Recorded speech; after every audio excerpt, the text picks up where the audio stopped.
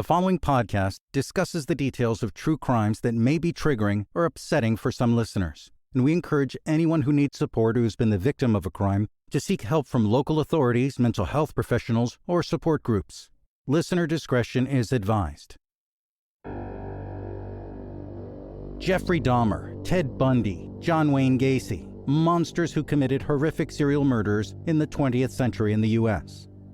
Latin America also has had its share of killers who have terrified the area for many years, but most people outside the region have no idea. Today, we tell the story of one monster who may have brutally murdered as many as 300 victims in South America, and they call him the Beast. This is the Mysteries of Latin America podcast.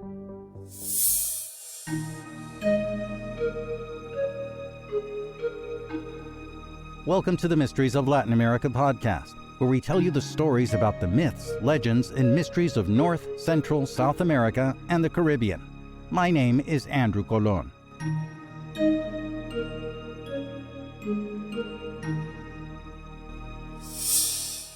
On April 22, 1999, in a rural area of Villavicencio, Meta, Colombia, a man kidnapped a child that he planned to rape and murder. A young man who heard the child's cries for help saved the child by throwing rocks at the attacker, who managed to escape. A manhunt was organized, using police cars, taxis, and private vehicles, and the attacker was arrested as he came out of a field outside of town. This was April 1999. The attacker was held under suspicion until October 1999. And by that time, he had confessed and given vital information on the brutal rape, torture, mutilation, and murder of 147 minors, mostly young men and boys, making him one of the world's most prolific serial killers in modern history. The man the child identified as his attacker came to be known as La Bestia, or the Beast, and this is the story we're telling today. You'll know who he was, some of what he did, how he just missed getting caught early on, how he finally was caught, where he is now, and the surprising twist his future might hold. The man who is known as La Bestia, the Beast, was born Luis Alfredo Garavito in 1957 in Génova, Quindío, Colombia. He's the oldest of 7 siblings born to Manuel Antonio Garavito and Rosa Delia Cubillos. From an early age, it's alleged that his parents were physically and emotionally abusive to him and largely neglected him and his brothers and sisters, as his father was reported to be a violent alcoholic and his mother was a prostitute. Now, for those unfamiliar with Colombian history, and here I have to include myself, armed conflicts have raged in Colombia between the government of Colombia, far-right paramilitary groups, crime syndicates, and far-left guerrilla groups beginning in the 1960s and until the present, where over 200,000 people have died in the conflict, most of them civilians, and where more than 5 million civilians have been forced from their homes, generating the world's second largest population of internally displaced persons. This conflict caused the Garavito family to be uprooted often, which only added to the family chaos. Luis Garavito was also reportedly a victim of sexual abuse, beginning at age 13 by a local pharmacy owner and neighbor during his visits to the pharmacy for vaccinations. The neighbor, who was a close friend of his father's, allegedly tied Garavito to a bed before sexually assaulting him and proceeding to burn him, cut him, and bite him during repeated incidents of molestation. From that moment on, he said that he suffered from attacks of anger, paranoia, and psychosis. He also suffered from extreme violence at the hands of his own father, as he was repeatedly burned with candles, cut with razor blades, and tied to a tree to be brutally beaten. He also accused his father of repeatedly molesting him as well. How did it all begin? According to Garavito, with the abuse he suffered at the hands of his father and others, it was in his teenage years that he began to feel what he called strange compulsions. At the age of 14, he was caught by his family trying to molest a 5-year-old boy. Garavito was reprimanded by his father for not choosing a woman to sexually assault instead of a young boy, and for displaying homosexual tendencies and behaviors. With Garavito's apparent homosexuality causing frequent arguments between him and his father Manuel, He was finally evicted for this homosexual behavior involving the young boy, and from then on, he said he knew he was sexually attracted to young boys and men. Now, before we continue, I've decided to tell you about some of the murders that this man has committed, but I'm not going to go into gory detail as to what he did. And that is because I really wish I never read those details myself. As a parent, and even though my kids are in their 20s, it hurts your heart to read what he did to those children. Just know it's horrific and absolutely the stuff of a father's nightmares. According to Garavito, it was at the age of 23 when he began to torture and rape minors aged 6 to 16. By October of 1992, at the age of 35, he had killed for the first time. And by 1999, he had raped, tortured, mutilated, and murdered somewhere around 200 minors in Colombia, Venezuela, and Ecuador. And we have to say somewhere around 200 minors, because the true number has never been completely confirmed. But police and journalists who have investigated Garavito and covered this story for years fear the number is many, many more. How did he find his victims? First of all, Luis Garavito was terrified of the dark, so he would approach his victims in broad daylight in public places, ranging from the countryside to crowded city streets. He would often drink brandy near school areas in the afternoons and evenings to wait for unknowing children. He'd offer children easy work for easy money, and even disguised himself as various characters, ranging from a Catholic priest to a school teacher to an elderly man to more effectively lure in his victims. To prevent suspicions about his activities from developing, Garavito would change his disguise and his location often. Once he had the trust of a child, Garavito said that he typically walked to a secluded spot, encouraging them to talk about their personal life until they were tired and vulnerable, and that made them easy to handle. He says that when he felt the compulsion to rape and kill, he'd drink from a sip to a half a bottle of the cheapest brandy, or aguardiente, a high-alcohol liquor famous in Latin America, usually made from cane sugar, that he could find. He'd then take his victims to out-of-the-way rural locations he'd already staked out. Once there, he would begin threatening his victims with a knife as he sexually abused each one, and then he would begin stabbing them, finally stabbing them in the stomach or chest or neck until they bled out. Beginning in October of 1992, minors between the ages of 6 and 16 began disappearing rapidly from the streets of Western Colombia. Because of the decades-long civil war, though, many children in Colombia were poor, orphaned, and not likely to be reported missing at all. That changed when several women began reporting their children missing, and a group of children discovered a skeleton in the town of Pereira while playing in the first week of November of 1998. Authorities didn't really give the find too much priority. Remember, there was a civil conflict going on, and it wasn't the most uncommon thing to find a dead body.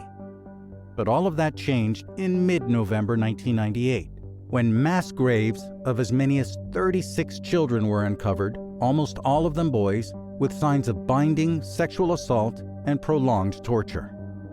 Then, they discovered a total of 41 other children in the department of Risaralda and 27 more in the neighboring Valle del Cauca. This astounding number of missing children called for an immediate, widespread investigation, as these killings weren't confined to a specific area.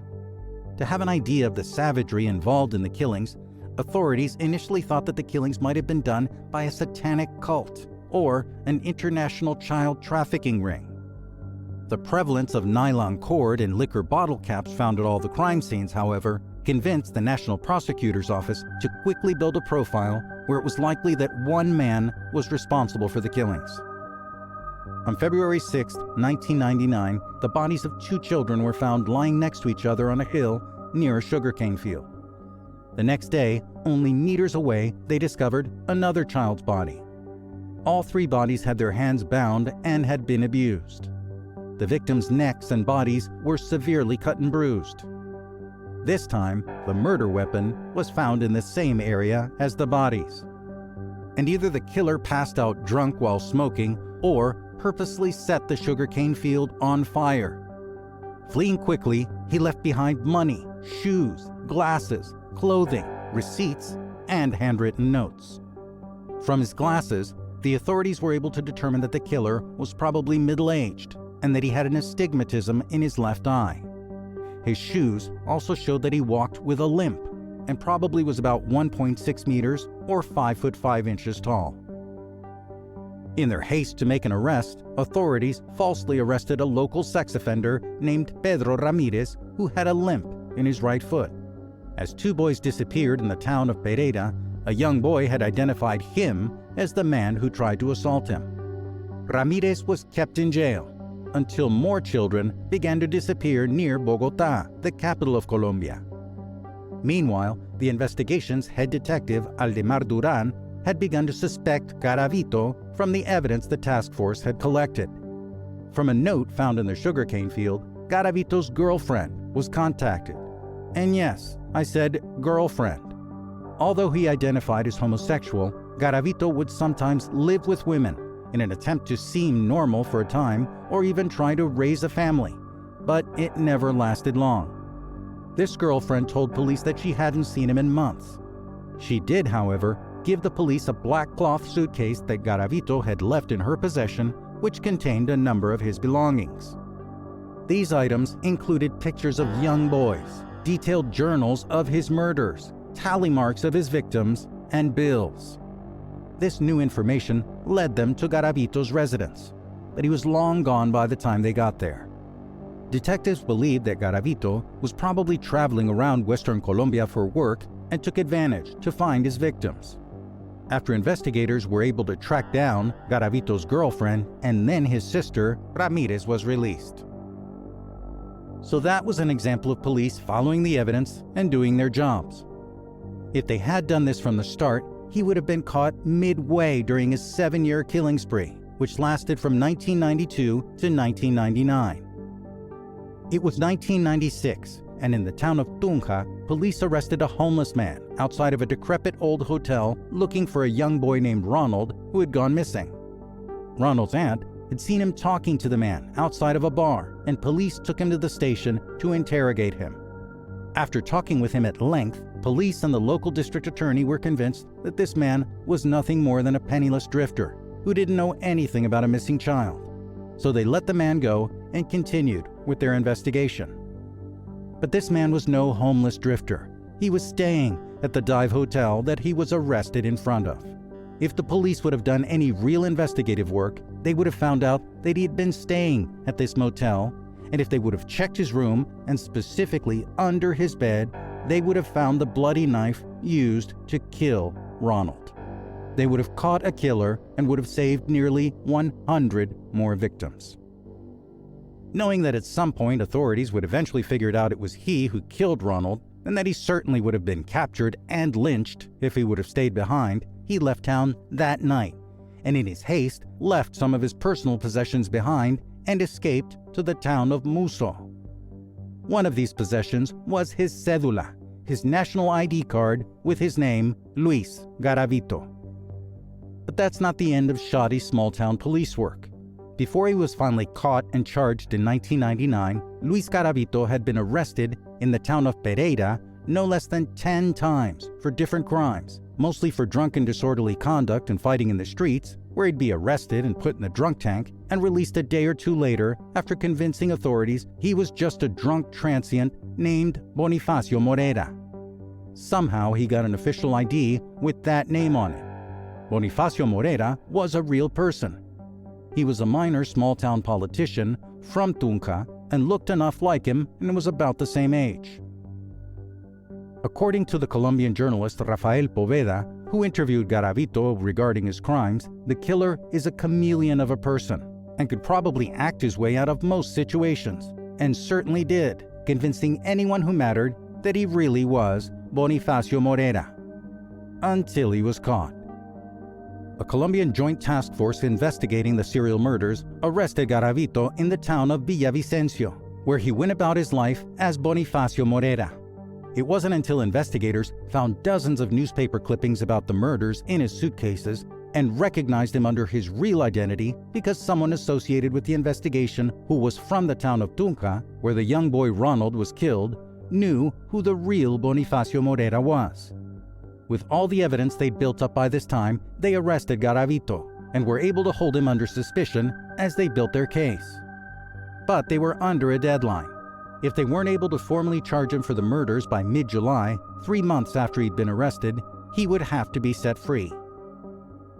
On July 4th, 1999, just 7 days before he would have had to have been set free, the task force formally charged him as Luis Garavito.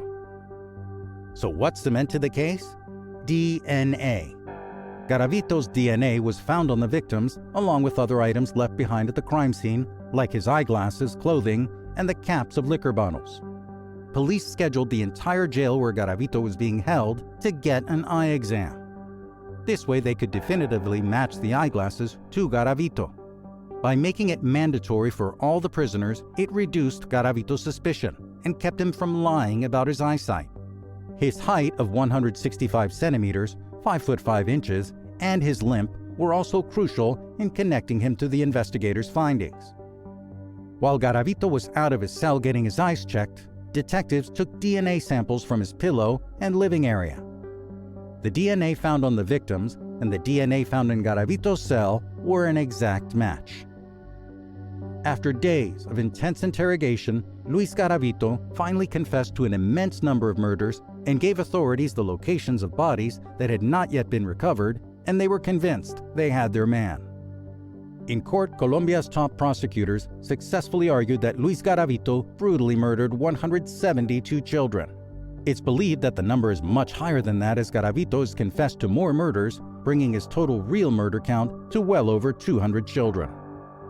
And finally, in the year 2001, after one of the most followed criminal trials ever in the country, Luis Garavito was sentenced to 1,853 years in prison, the highest prison sentence in Colombian history. And then comes the twist that turns my stomach. That sentence of 1,853 years was commuted to only 40 years, because the maximum sentence possible at the time was 60 years, and because he cooperated with identifying other serial killers while in jail and for good behavior.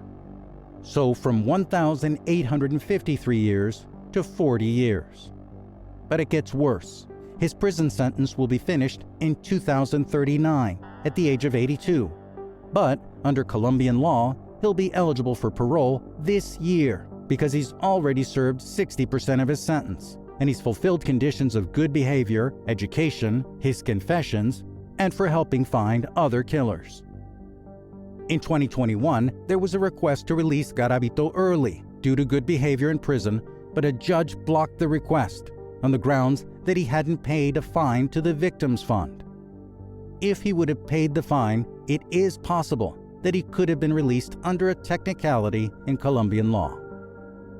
Now, before we get up in arms, and I know I did that until I did some more research, the possibility of him actually getting out of jail alive is slim to none. And there are several reasons, as there are efforts right now, both in the Colombian justice system and the country's Congress, to make sure that doesn't happen. So that this doesn't happen in another case, in July of 2021, Colombian laws were changed to mandate life in prison for child murderers and abusers. As Colombian laws don't work retroactively, they won't work in this case, but future cases shouldn't be able to take advantage of loopholes in the justice system. Also, there are still at least 20 judicial processes against Luis Garavito that ensure that he won't get out anytime soon. In addition to that, the country of Ecuador has sentenced Garavito in absence to another 22 years in prison for the rape and murder of children there, and has asked for his extradition to that country to face justice. Either way, as soon as I hear anything about how his parole hearing went, I'll let you know in an updated version of this podcast. Today, Luis Alfredo Garavito is currently serving his sentence at La Tramacua Maximum Security Prison in Valledupar in northern Colombia. He's 66 years old and is currently suffering from leukemia. He's already lost an eye to cancer, and his health is deteriorating to a point that he requires daily blood transfusions. In prison, he's held in isolation from all other inmates because it's a foregone conclusion that he would be killed immediately, and threats and attempts have already been made on his life repeatedly. Prison justice for harming children. Garavito, however, remains hopeful and I'd say delusional, that he'll be released and that when he is, he has plans to run for Congress in Colombia, enter the ministry as a Pentecostal pastor, and marry a woman in rejection of his self-admitted homosexuality in the hopes that he'll be able to help abused children upon his release. I didn't go looking for a story about serial killers. I was researching podcast ideas and was looking for stories about mysterious legendary creatures in Latin America, like maybe another Llorona or Chupacabra story.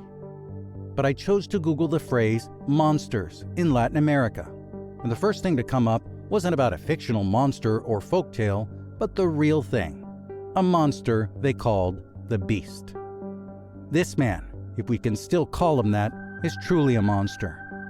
He's a monster who didn't only destroy the lives of at least 200 children, but hundreds of families and communities in Colombia, Ecuador, and Venezuela. That's what happens each time a child is killed or harmed. Families, towns, and whole countries can be affected for generations. One more thing I can say about this before I go is this: take care of the children. Yours especially, but not just yours.